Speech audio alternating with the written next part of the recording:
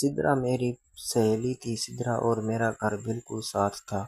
میں جب سے شادی کر کے یہاں آئی تھی، سدرا میری پہلی سہیلی تھی۔ جب بھی میرے پاس وقت ہوتا تو میں سدرا کے پاس آ جاتی۔ سدرا کا بیٹا عثمان جو مجھے بڑے غور سے دیکھتا تھا۔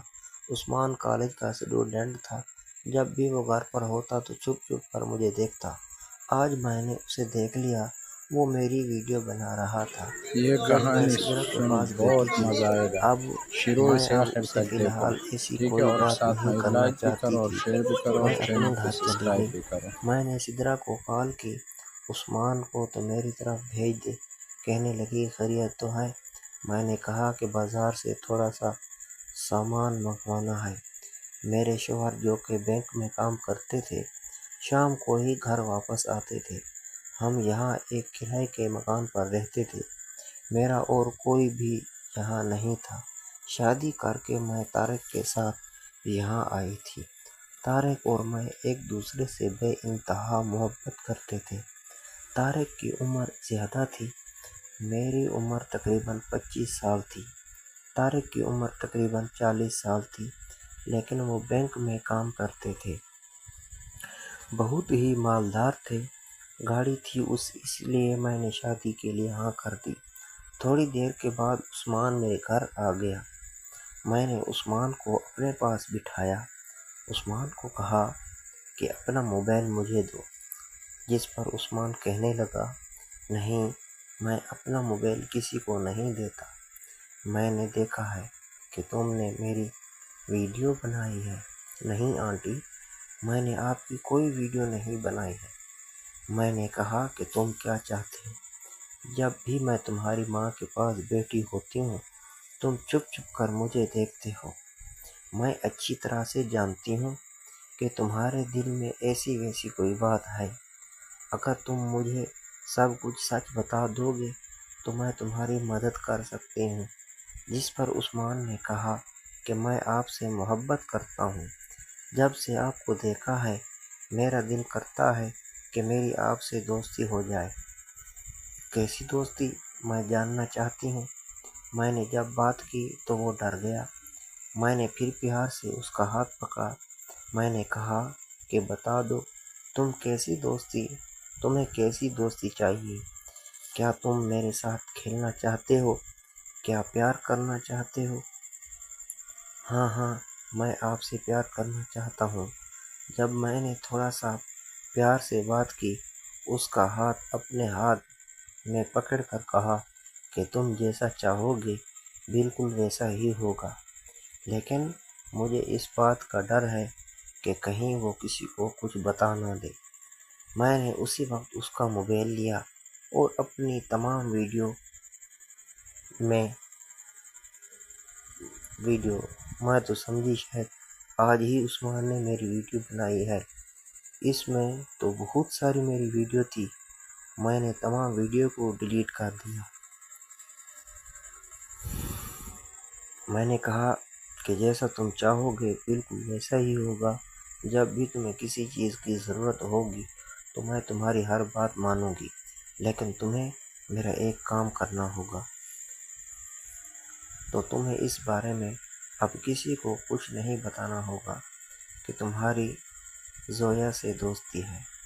زویا میرا نام تھا، اس لیے میں نہیں چاہتی تھی کہ عثمان میرے بارے میں کسی کو کچھ بھی بتائے۔ میں عثمان کی دوست بن کر رہنا چاہتی تھی۔ مجھے بھی کسی ایسے جوان کی ضرورت تھی جو میری خواہش کو پورا کر سکے، مجھے سکون دے سکے، اور عثمان سے بہتر کیا، کیونکہ میں عثمان کے گھر بھی جاتی تھی۔ سدرا بھی میری اچھی دوست تھی، اس لیے میں نے تھوڑی دیر کے بعد عثمان کے حصے کو ہاتھ لگایا۔ وہ بالکل کھیلنے کے قابل ہو چکا تھا۔ مجھے تو وہ بچہ نظر آتا تھا۔ مجھے نہیں سمجھ آ رہی تھی۔ اس کا حصہ کافی طاقتور اور مضبوط تھا۔ وہ تو کافی حد تک اچھا اور خوبصورت تھا۔ اتنا تو شاید میرے شوہر کبھی نہیں تھا۔ میں نے اب سمجھ لیا کہ یہ مکمل طور پر کھیلنے کے قابل ہے۔ میں نے کہا کہ یہ سب کچھ تمہارے پاس کیسے؟ اتنا اچھا اور بڑا طاقتور مضبوط حصہ تمہارے پاس کیسے ہے؟ جس پر کہنے لگا کہ میری لڑکوں سے دوستی ہے، ہم اکثر ہی ایک دوسرے کے ساتھ کھیلتے ہیں۔ شاید اس وجہ سے یہ بات سن کر مجھے کافی ہنسی بھی آئی، کیونکہ عثمان نے مجھ سے کوئی بات نہیں چھپائی۔ لیکن اس بات سے مجھے کچھ فرق نہیں پڑتا تھا۔ میرا تو کام تھا بس عثمان سے دوستی کرنا اور اپنی ہر خواہش کو پورا کرنا۔ عثمان کو میں نے بیٹھنے کو کہا اور حصے کے ساتھ کھیلنے لگی۔ مجھے کافی اچھا لگ رہا تھا، کیونکہ میں تو بس اسے اب نہیں جانے دینا چاہتی تھی۔ میں چاہتی تھی کہ میں مکمل طور پر اس کے ساتھ پیار کر سکوں۔ میں جیسے جیسے کھیل رہی تھی، عثمان کو بھی کافی اچھا لگ رہا تھا۔ میں نے عثمان سے پوچھا، تمہیں کیسا لگ رہا ہے؟ عثمان نے کہا کہ آنٹی، مجھے بہت ہی اچھا لگ رہا ہے۔ میں نے کہا کہ اب تم مجھے آنٹی نہیں بلاؤ گے، اب میں تمہاری دوست ہوں نا،